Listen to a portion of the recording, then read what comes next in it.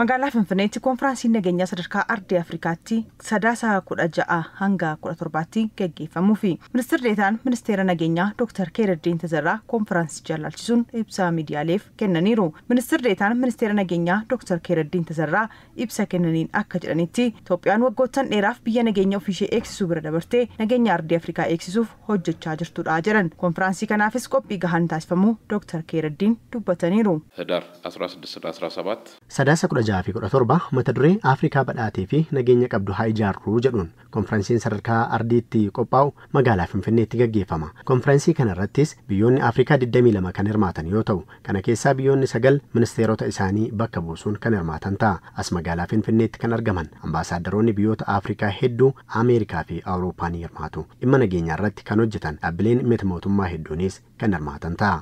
Itoophiyaanis konfiraansicha irratti hojiilee gama nageenyaan jiruu fi misooma magariisaan hojjechuun bu'aa argattee ni dhiyeessitis jedhaniiru. Kana malees Itoophiyaan muuxannoo nageenyaa biyyattii eegsisuuf dhiibbaa alaaf keessaa itti dhufan dandamachaa hojiilee hojjettee fi nageenya ardichaa eegsisuuf tattaaffii taasistuu akkasumas marii biyyaalessaa waliin wal qabatee qabdu biyyoota konfiraansicha irratti hirmaataniif kan dhiyeessitu ta'uu eeraniiru. በዚህ መድረክ ላይ ኢትዮጵያ የገጠማትን ፈተናዎች Waltajjii kanarratti Itoophiyaan qormaata ishee mudatan keessattuu rakkoolee kana dura darbaa dhufaa as gahan karaa nagaan hiikuuf adeemsa marii biyyaalessaa hundeessuun ajandaa walitti qabuun gara mariitti dhufuuf taasisaa jirtu akka muuxannootti biyyoota kanneeniif kan dhiyeessitu ta'aa jedhamee eegama. Walumaa galatti konfiraansicha irratti Itoophiyaan biyya nageenya amansiisaa ta'e birqabaan qabduu fi biyya nageenya ishee fi ardii Afrikaa qabatamaan mirkaneessuuf socho'aa turtee fi jirtu ta'uu ishee itti agarsiisuuf biyya konfiraansii nageenya Afrikaas ta'e idil addunyaa qopheessuuf dandeettii fi humna qabdu ta'uu ishee itti agarsiistudha.